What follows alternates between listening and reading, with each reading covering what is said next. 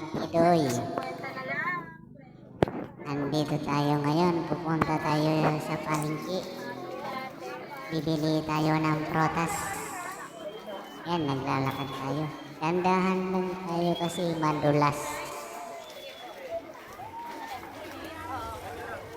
Ang daming tao dito mga ka-idol Kidoy.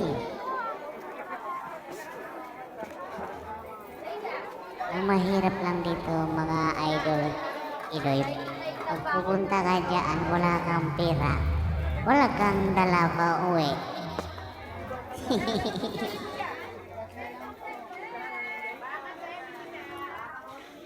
Ang sasarap ng isda.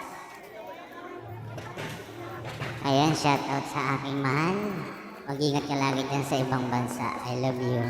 Ricky, sa kay Bibilin, sa kay Tita Juby, kay Tita Nimpa, kay Lolo Jury.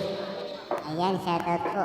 Shoutout din po sa aking magulang, mga tatay, mga kapatid, mga kamag-anak. Shoutout po sa inyo.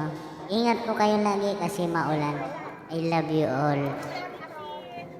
Baliktad na ngayon mga idol, binubuhat na yung higaan.